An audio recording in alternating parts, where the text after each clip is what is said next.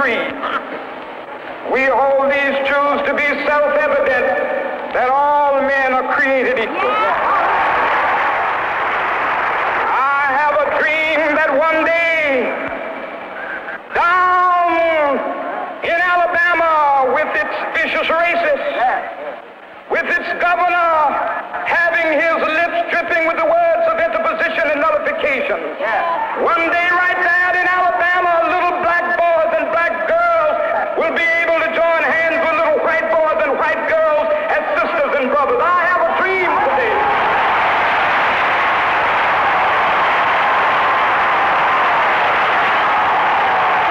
I have a dream that one day every valley shall be exalted.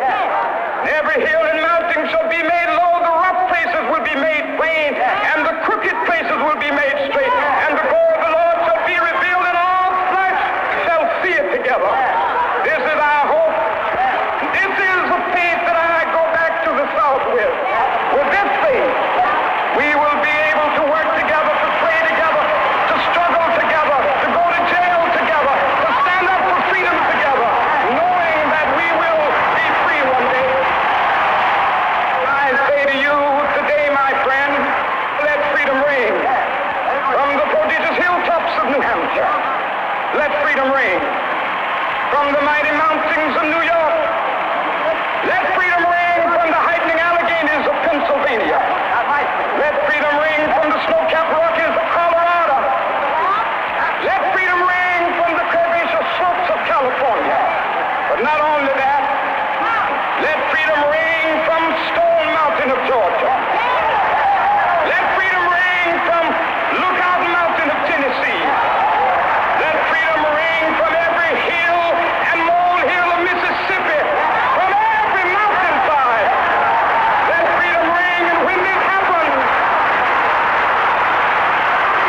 when we allow freedom ring, when we let it ring from every village and every hamlet, from every state and every city, we will be able to speed up that day when all of God's children, black men and white men, Jews and Gentiles, Protestants and Catholics, will be able to join hands and sing in the words of the old Negro spiritual, free at last, free at last, thank God Almighty, we are free at last.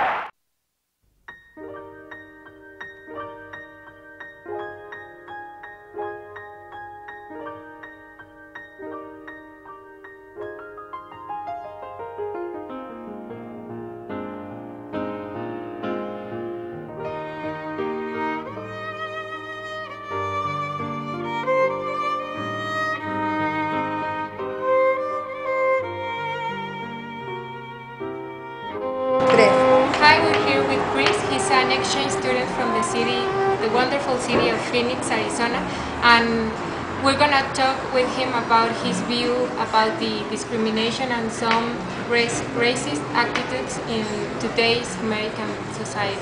So, Chris, how do you perceive discrimination and racism in today's American society? Well, first, racism today in American society is a lot different than what it's been in the past. The United States has come a long way as far as everybody just getting along. However, racism still exists, and it's going to continue to exist. But it's getting better, of course. I think that racism in the United States is a huge contradiction against the very values and principles and Constitution that set up that our country was set upon. It says right in our Constitution that all men are created equal, and then at the same time, that they were probably writing that, they probably had slaves serving them food and drinks and all of that stuff too. So I mean, it's a huge contradiction built into the fabric of our society.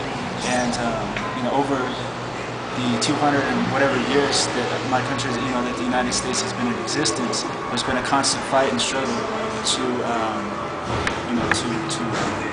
bring reality to the words of our Constitution. So, racism and discrimination is like getting less, but at the same time, it's a very strong presence, a very strong and sad presence in reality in American society.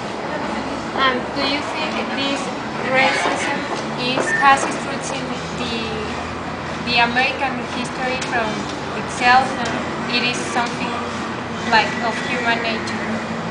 Or this type of new racism, of modern racism, is something new of the modern American society. Or a combination of the two.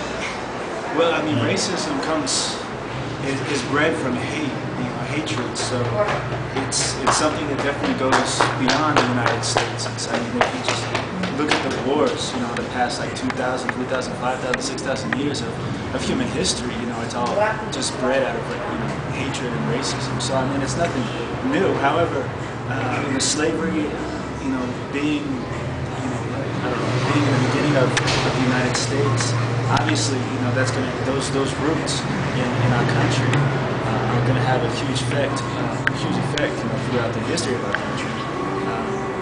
So, to answer your question, I guess that yeah, it definitely has to do with the history of our country. So, thank you very much, Miss, from the wonderful city of Phoenix. Phoenix, Arizona.